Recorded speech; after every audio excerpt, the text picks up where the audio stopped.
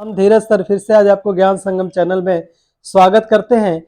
आइए आज उत्तर प्रदेश के लिए एक जीएसटी से सवाल बना है जो आपको एक ही कंप्लीट वीडियो में 1 नंबर का सवाल कराएंगे। आइए पहले देखते हैं कर अर्थात टैक्स क्या होता है। जो कर होता है ये सरकार के द्वारा के रूप में दी गई एक राशि होती है जो आम जनता को देना रहता है। यह कर जो होता है यह 2 प्रकार का होता है। एक तो होता है प्रभाव के आधार पर और दूसरा होता है प्रकृति के आधार पर।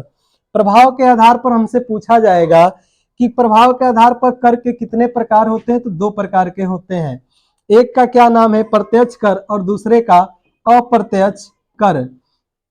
आपके एग्जाम में सीधा सीधी 1 नंबर का सवाल बनता है प्रत्यक्ष कर किसे कहा जाता है। तो जो कृषि कर है प्रत्यक्ष कर है, यानी जिस पर स्वयं अदा किया जाए वही क्या है, जिस पर लगाए वही अदा करे, वह क्या है प्रत्यक्ष कर यानी डायरेक्ट टैक्स। धन कर, पूंजी कर, आय कर, निगम कर, व्यवसाय कर, यानी जिस पर लगता है वह स्वयं अदा करता है वही क्या है प्रत्यक्ष कर। अप्रत्यक्ष कर किसे कहते हैं, यानी इनडायरेक्ट टैक्स होता है। कहने का मतलब ये ऐसा होता है कि जैसे टैक्स हमारे पर लगे, हम जनता से वसूल करें।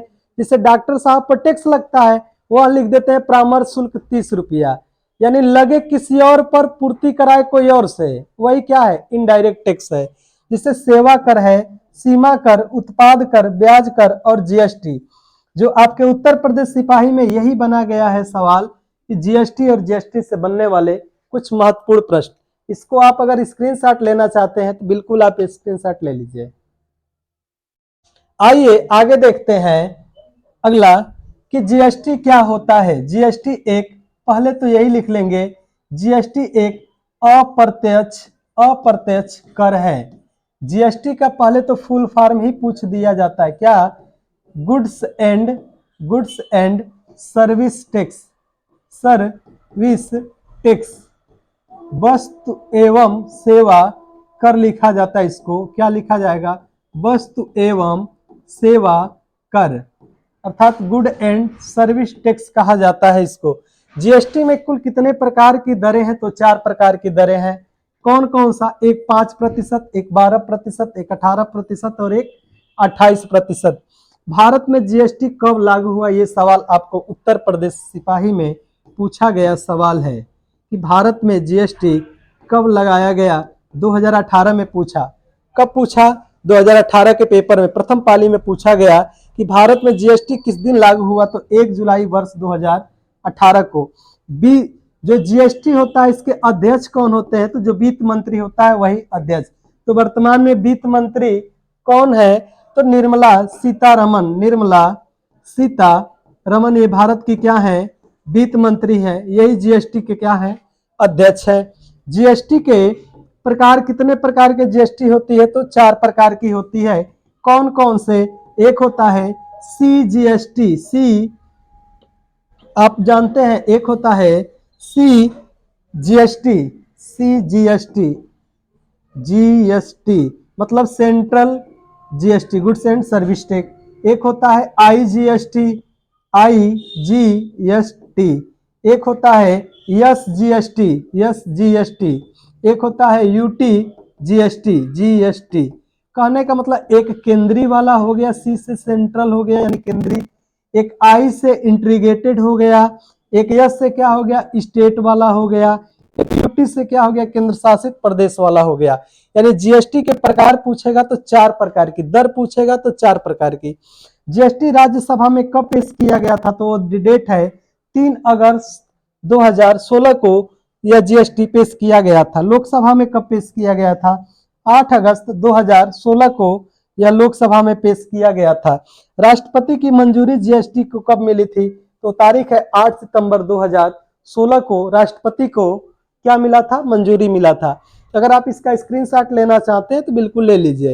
इन सबसे एक प्रश्न आपको बिल्कुल गारंटी के साथ मिलेगा। आइए देखते हैं अगले को। अगला है आपका, अगला कि जीएसटी में कुल कितने पंजीकृत डिजिट होते हैं। यहां से सवाल बना है, कुल कितने, 15 डिजिट होता है। जीएसटी का ध्येय वाक्य मस्ट इंपोर्टेंट आप कर लीजिए। ये भी सवाल पूछा गया है कि एक देश एक कर। ठीक, जीएसटी के ब्रांड एम्बेसडर किसको बनाया गया है? तो अमिताभ बच्चन को बनाया गया है। जीएसटी दिवस कब मनाया जाता है? तो तारीख है 1 जुलाई 2017 को भारत में जीएसटी लागू हुआ था। तो वह तारीख कौन सा हो जाएगा? 1 जुलाई को जीएसटी दिवस मनाया जाता है। जीएसटी लागू करने वाला पहला राज्य कौन सा है?